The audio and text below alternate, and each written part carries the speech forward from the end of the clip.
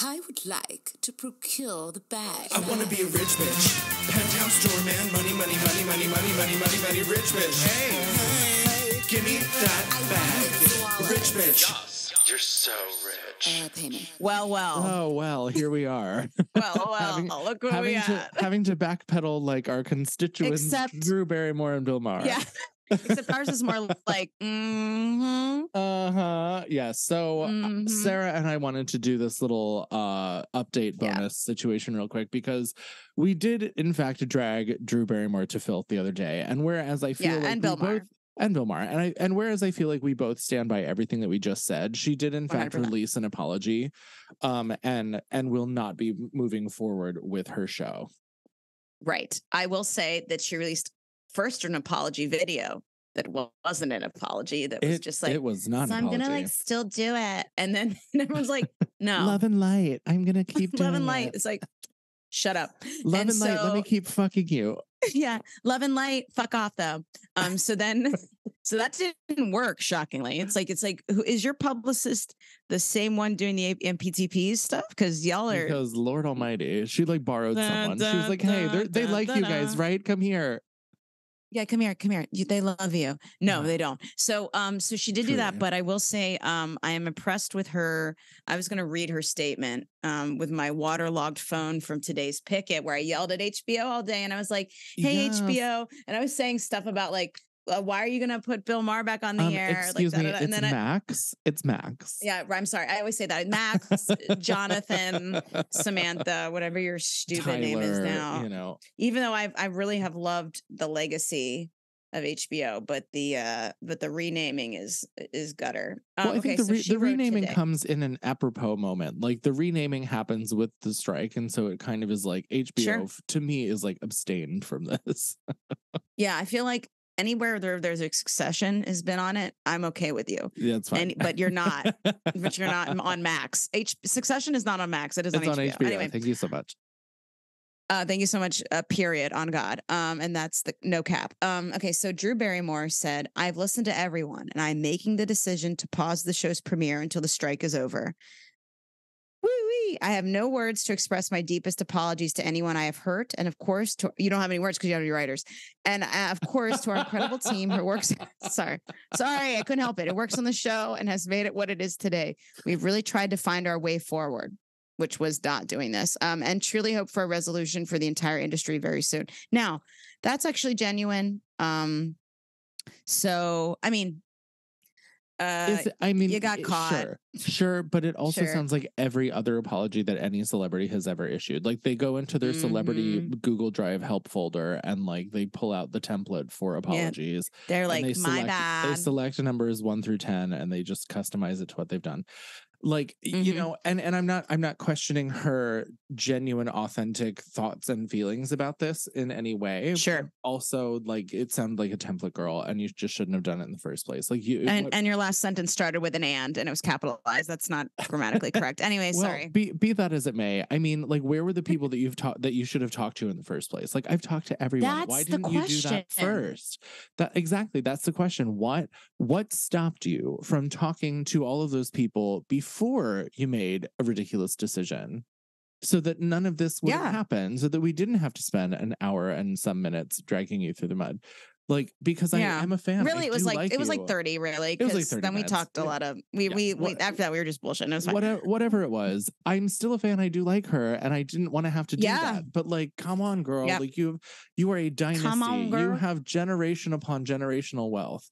Like you did not have to spit in the face of the poors that work for you in doing this whole like. And Bill Maher, I mean, okay, I do want to make a comparison, and you and I talked about this off cam, but like Sherri Shepherd, I think did the right thing here. So her and Sherri Shepherd still writes her own material, so you know she's I'll give her a pass on that. But her show did in fact premiere today. And there was a whole lot of initial, like, what are you doing? But she actually started the show out by saying, this is how we are different than the other shows that are in question right now. And that difference is that Sherri Shepherd writes her own material and commentary on headlines. She has writers. They are not WGA writers, and they are, according to her, few and far between. And the only reason why that show is set apart from Drew Barrymore or Bill Maher is because of that. It's because she does not have WGA writers and she is only writing her own material. And she is not a WGA member. She's a SAG-AFTRA member, which is different when you're on a talk show. Yes, it's truly different. I'll remain skeptical, but I will say, cool.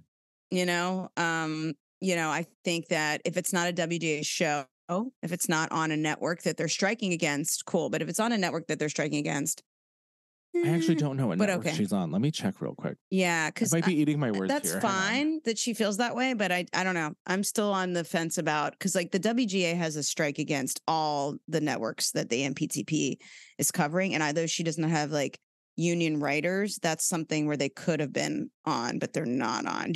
So I feel a little bit like I won't really say, gosh, I hate that hand thing when you put up your hand on Zoom and it tries to make you wave automatically or whatever. Anyway, yeah, so I'm a little bit okay. I'm not educated on her fully. No, me neither. I mean, okay, so there's an article on Deadline, and that's where I originally saw it. Sure. And Shepherd pointed out the difference between her show and others. It has never employed any WGA writers, which is like, girl, hire some union writers. But also she says, this summer this summer you all may have seen your favorite actors and Hollywood stars have been on the picket lines with the WGA or the SAG-AFTRA and WGA strikes. There's been so much confusion about who can work and who can't. Well, I'm a SAG-AFTRA actress and I actually marched with some of my colleagues while in Los Angeles. And she showed photos with her and Viola Davis and Niecy Nash. But she said talk shows in general fall under a different union contract code, so we're allowed to come back unless you're a WGA show. The Sherri Shepherd show is not a WGA show, and we have never employed WGA writers, so us coming back to work isn't crossing a picket line. Interesting. And so then she kind of goes on to talk about how we're fighting for residuals, which is true, and how it got her through some, like, residuals is what got her through a tough time. Right. But she is, it says, oh my goodness, I'm trying to find out the station it's on. It says syndication. Okay, so it's probably on the syndicated, like ABC or whatever. It says, wait, hang on. Watch show. It's on Roku, Sling TV. Oh, okay. So I don't. Maybe it's not under any of the PTP structure. See, so my thought on that is like that gets a little bit in the weeds. I really do. I think someone in the WGA would probably feel differently, to be honest, because if you're like, guess what? Never used any y'all. It's like sick. I don't know. It's on Fox. Okay. Sherri is an American syndicated daytime talk show hosted by actress and comedian Sherri Shepherd. It's distributed by Debmar Mercury with the Fox television stations as its major affiliate base. Let me see if it's part of the MPTP. I'm curious. Yeah, it is. So I don't know. Okay. I mean, that's sure. To me, that sounds like a loophole, but at least I appreciate the fact that she's being transparent about it. She is being transparent. Yeah. She's not being, like, I thought about the humanity and I am coming to save or your Bill Maher, where your reaction is, well, now that I know that they're talking, I'm going to step back. That was like so ego, so narcissistic. I commented on something of his and I don't remember exactly what I said. So I was like, so you were scabbing until you found out that you might not need to be scabbing. So you decided to scab before you heard that you didn't have to scab so that you don't. It's all a mess. It's like, like I said this in our previous episode to this, like I've lost interest in him a long time ago. He's kind of gone off the deep end in my opinion, but like, that's just kind of one of those things where it's like, bro, for real, bro. Well, also he is a member of the WGA. He's actually he actually is the biggest scab of all, because he technically, I don't think Drew Barrymore's in the WGA.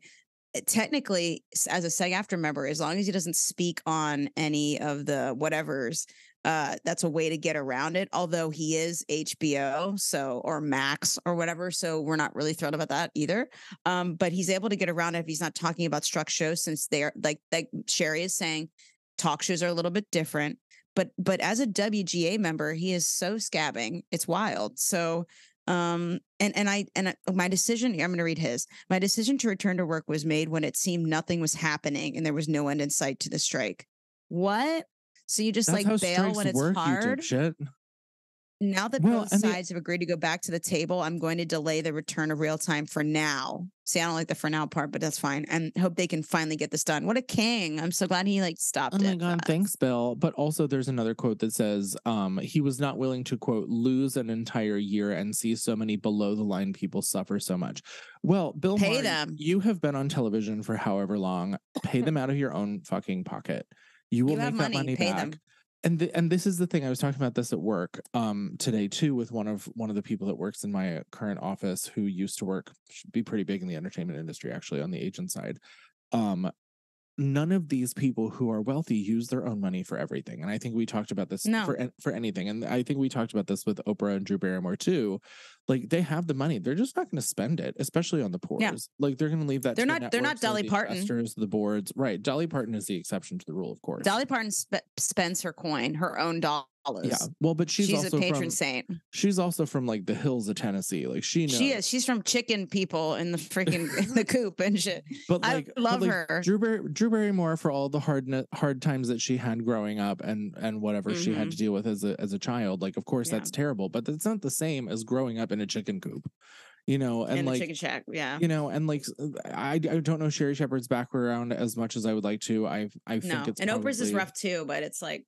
But it was rough. But also rich as it's been hell, baby. It's been 60 years since she's had it rough. So you know, like you forget.